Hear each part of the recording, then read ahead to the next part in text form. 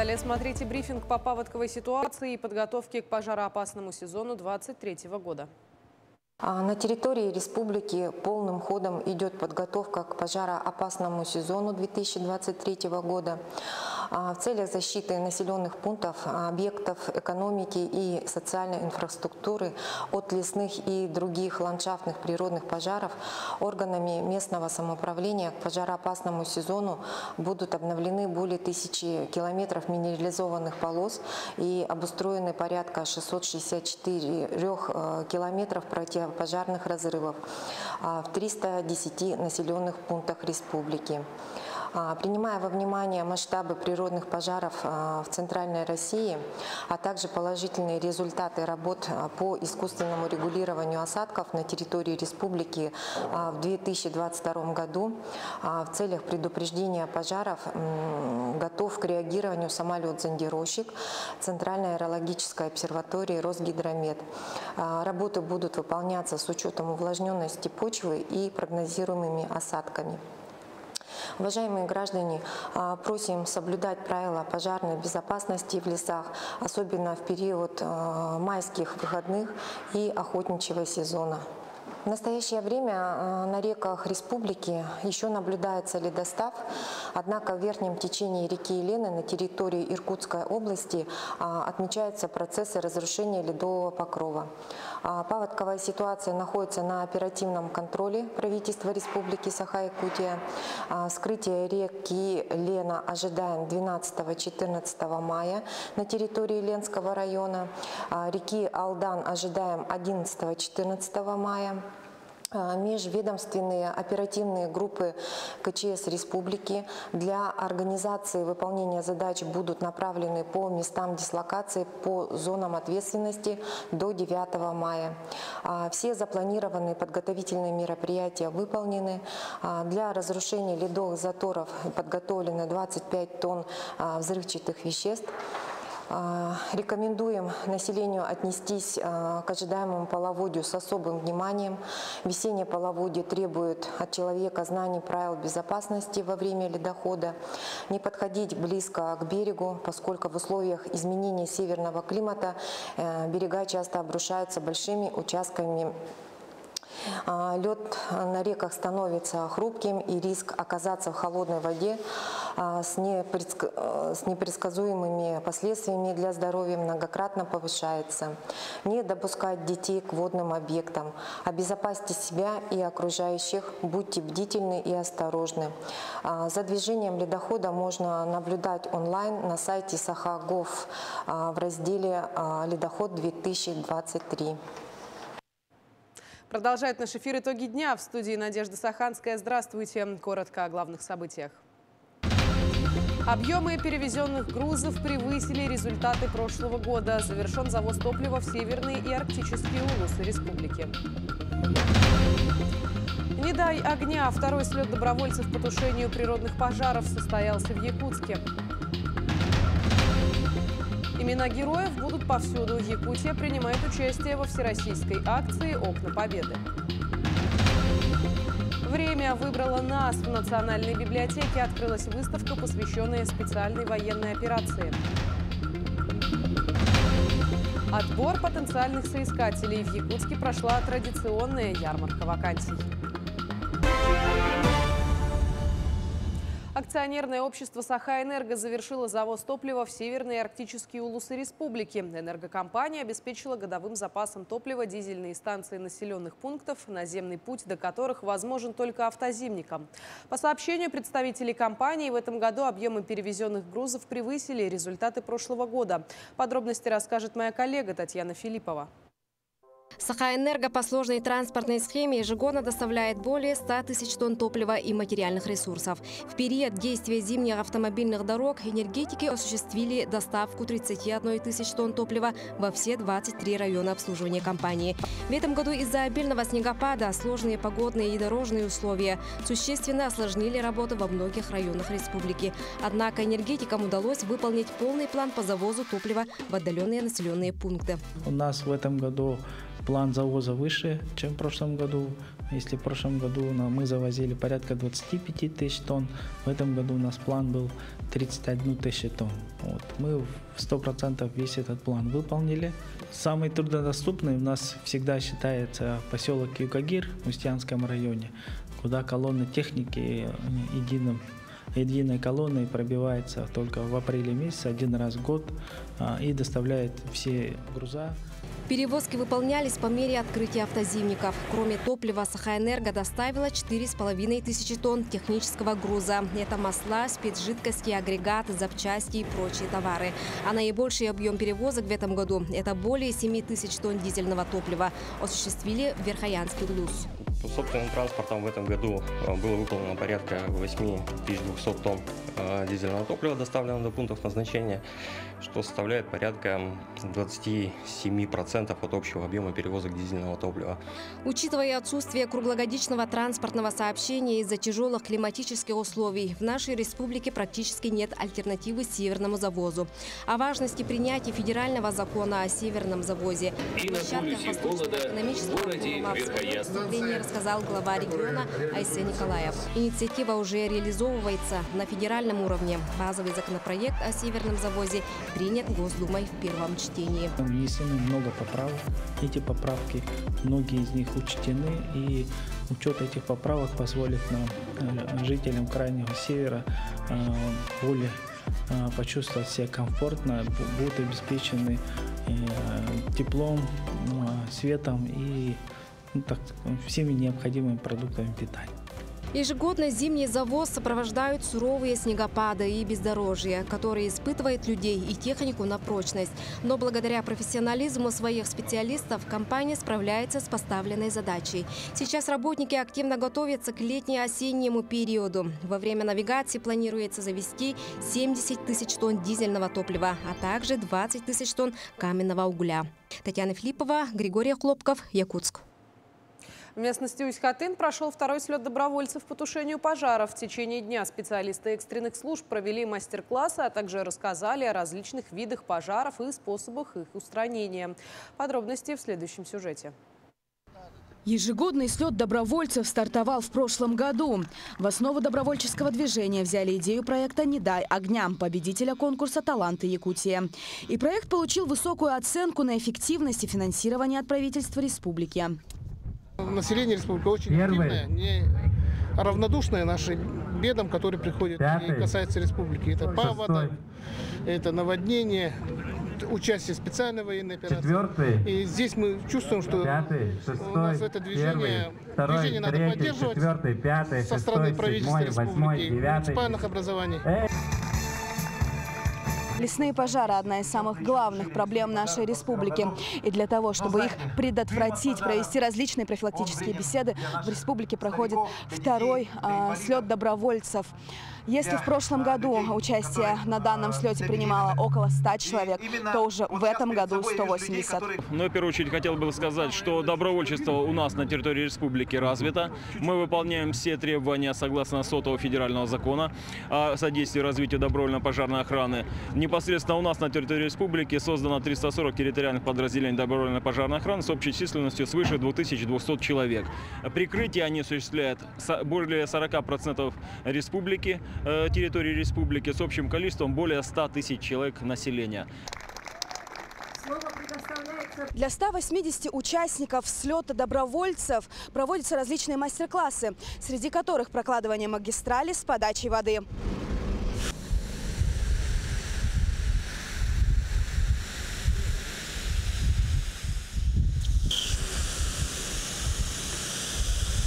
Казалось бы, добровольцами по тушению пожаров пойдут только парни. Но, как оказалось, даже девушки готовы прийти на помощь своей республике. Одной из них стала Екатерина Соловьева, студентка Жатайского техникума. Она убеждена, что сохранение природы республики зависит от каждого жителя Якутии. Я смотрю на нечистые улицы, на мусор весь, и решила такая, почему бы мне помочь природе? Почему бы не стать тем добровольцем, который бы помог лесу, природе? Я надеюсь, что мы получим удовольствие, все познакомятся, все подружатся. Прошлый слет показал высокие результаты. В случае экстренной необходимости не только по тушению пожаров, но и при паводках. В республике уже есть люди, которые прошли специальную подготовку и смогут помочь в короткие сроки устранить проблемы. Именно поэтому правительством республики принято решение в следующем году провести такие мероприятия в Заречье и Верхоянской группе улусов. Галина Чекурова, Джоустан Накентьев, Якутск. Заместитель председателя правительства Ольга Балабкина проверила ход строительства нового онкоцентра в Якутске. Совместно с министром здравоохранения Леной Афанасьевой, а также с министром строительства Павлом Калачановым. Они провели рабочий объезд объекта и совещание с застройщиками. Ольга Валерьевна отметила высокую готовность строительных работ, в том числе и готовность 3-го и 4-го корпусов. Напомним, вот объекта планируется в сентябре этого года. Определены все проблемные вопросы, которые могут быть и которые возникли в данном вопросе. Но я думаю, что есть полное согласие между министерствами и ведомствами республики, и мы выполним поручение главы. Для граждан республики это, безусловно, такой вот проект, он, по сути дела, прорывной.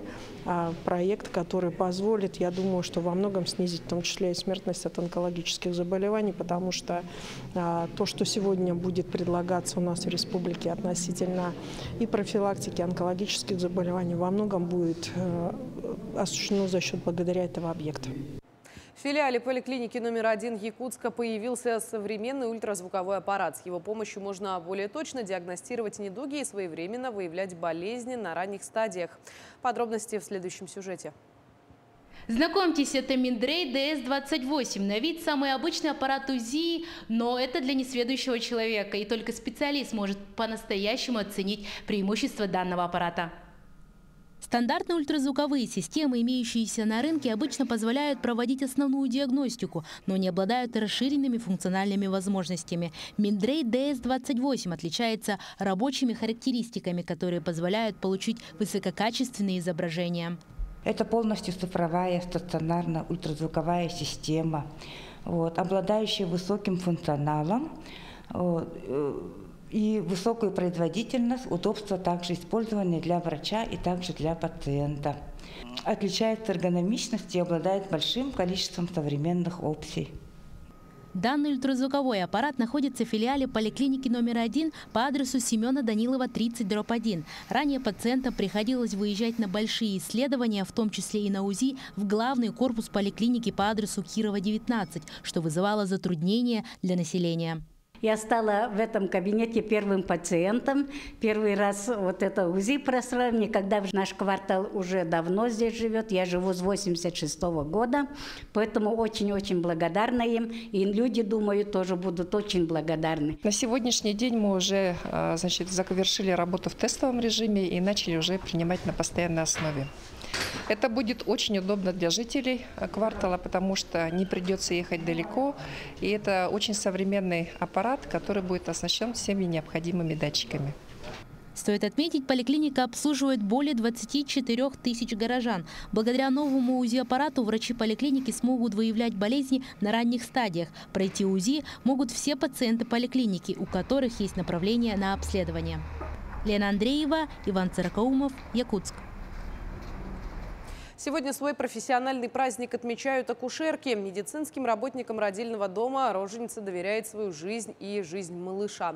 О работе тех, кто дарит семьям счастье, расскажет Марферина Алексеева. Ответственность, отзывчивость, постоянный контроль и быстрая реакция на изменения состояния пациенток – такими качествами обладает акушерка. Ведение родов, сами роды и то, как ребенок воспримет себя в окружающей среде, во многом зависит от акушерки. Это основные помощницы. Это не просто персонал, средний персонал, который выполняет только там функции рекомендаций, да, а вся основная работа по наблюдению, уходу, выполнению назначений, проведению каких-то даже психологических тренингов наряду там с психологами и врачами. Это все ложится на плечи акушерок. Оксана Леонтьева работает акушеркой 20 лет. И несмотря на внушительный стаж, каждый раз с трепетом и волнением принимает новую жизнь. Не бывает похожих родов. Каждая женщина уникальна, и все дети ведут себя по-своему, рассказывает Оксана Васильевна. Как себя вести во время схватки, как лучше дышать, да? Беседовать с ребеночком, морально как-то подготовиться, чтобы они не волновались, они в надежных руках. Бывает, что даже можем всплакнуть, потому что женщины эмоциональные, да, некоторые. Бывает, что они плачут, папочки плачут. Поэтому каждый раз волнительно.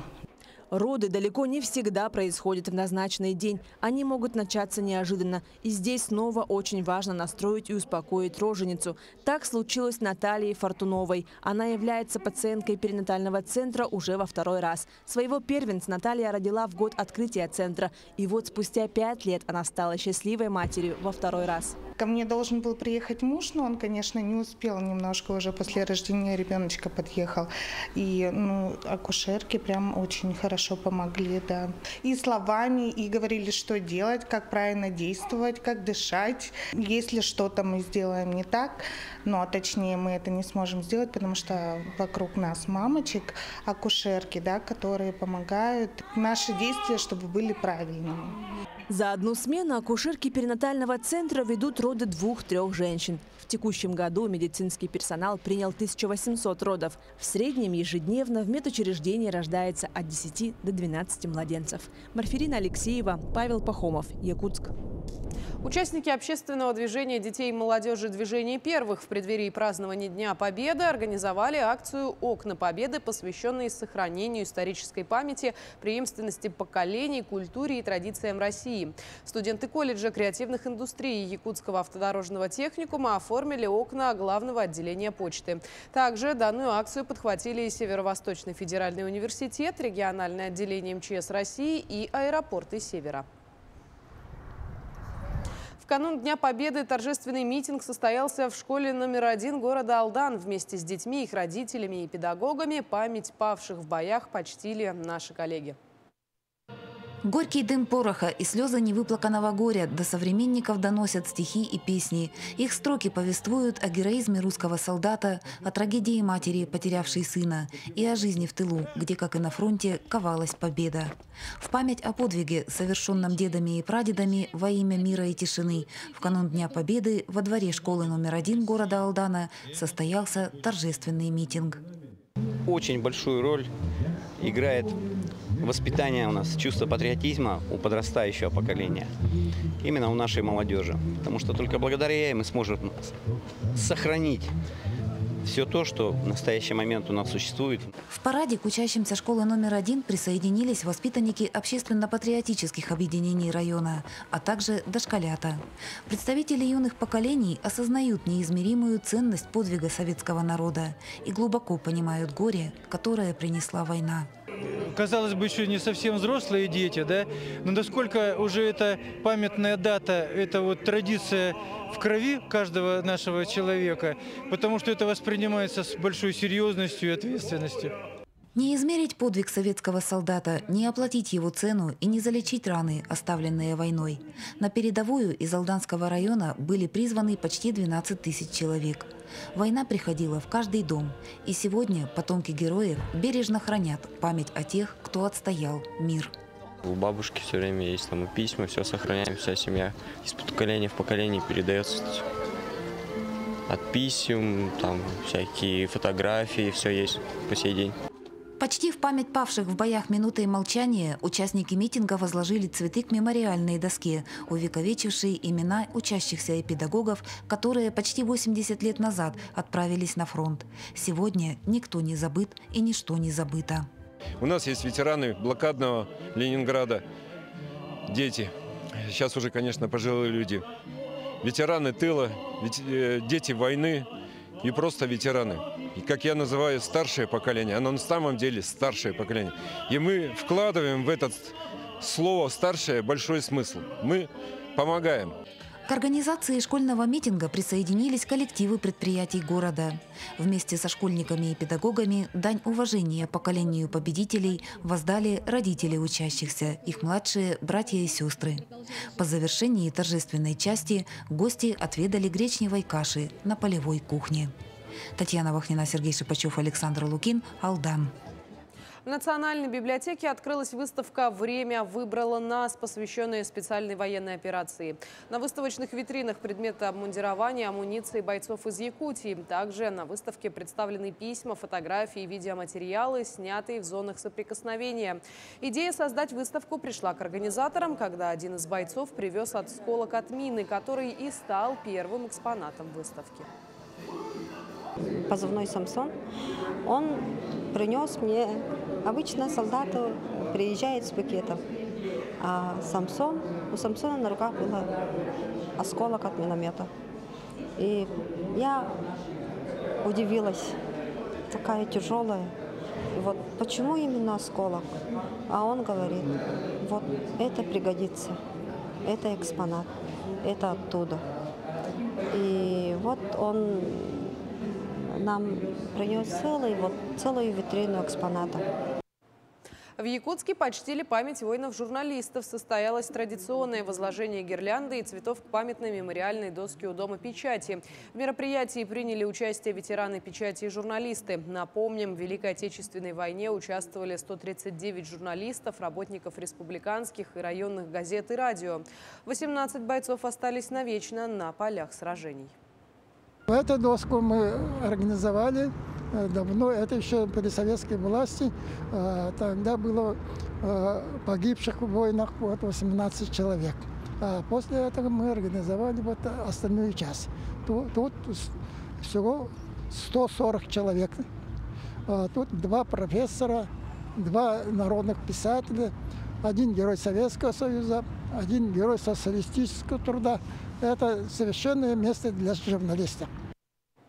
В СВФУ прошла традиционная ярмарка вакансий. Ярмарка проводится для выпускников высшего и среднего профессионального образования, студентов старших курсов, бакалавриата и специалитета, профильных направлений 11 учебных подразделений университета. Ежегодно только по нефтегазовому направлению завершают обучение в университете 40-45 выпускников. Из них 70-75% трудоустраиваются по специальности, а 25-30% поступают в магистратуру различных вузов. Университет не только готовит кадры, да, но мы еще и предлагаем дополнительные дополнительные навыки, которые сверх основной специальности. Да, это через «Россия – страна возможностей», через центры компетенции и так далее. Да. Это дает больше интереса или улучшение подготовки, или конкурентоспособность кадров на рынке труда. В Ленске с конца прошлого года начал работу новый кружок по росписи одежды. Студия называется «Кастом», что значит «переделка». Она сразу же привлекла внимание не только детей, но и взрослых. Сегодня здесь занимается несколько групп. На занятии одной из них побывала наша съемочная группа. Таисия Карнаухова сегодня декорирует головной убор – бейсболку. На ней юная художница аккуратно прорисовывает сердце и небольшой веселый смайл. Дизайн девочка нашла в интернете. Посоветовалась с педагогом, и они совместно приняли решение осуществить задумку. Надо сказать, получилось довольно неплохо. Сейчас я дошла до такого уровня, до кепки. Я уже и на футболке, и на шопере, и осталась кепка. Скажи, сложно вот какие-то есть моменты? Да, есть маленькие детали, исправлять надо. А вот Айлина Войтович решила дать вторую жизнь своим джинсам. Девочка недавно начала посещать урок. Посоветовали подруги. На первом же уроке поняла, что это ее стихия. Мне почему-то нравится рисовать. Я рисовала куроми и клетчатый карман. Я хочу на шопере нарисовать что-нибудь. Сама еще не знаю. Рисуют, красят, шьют, обрезают, вышивают, дают вторую жизнь одежде с дефектами. Работают с различным материалом, джинсой, хлопком и даже свадебными платьями. Их в студии «Кастом» целая коллекция. Мы с детьми из старшей группы, взрослыми, сделали объявление, попросили свадебные платья, которые уже не нужны и висят, как говорится, в шкафу. Мы собрали более 20 платьев. Совместно с детьми и взрослыми начали создавать новые платья, переделывать их. Вот. И буквально в марте мы показывали свой номер, коллекцию.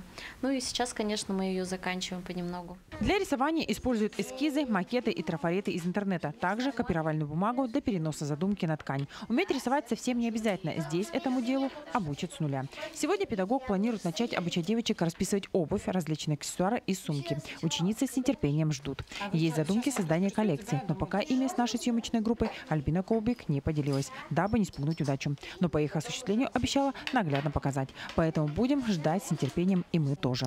Светлана Болева, Александр Ильчук, Ленск.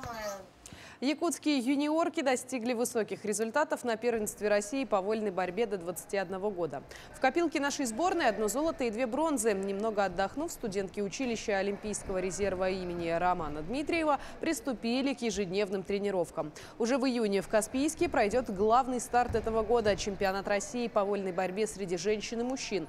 Помимо юниорок на Каспийский ковер вступят Севиль Назарова, Александра Карамзина, Светлана Васильева, Ксения Лиханова. 14 мая женский дивизион во главе со старшим тренером Кимом Колодезниковым поедут на сборы национальной команды России в Кисловодск.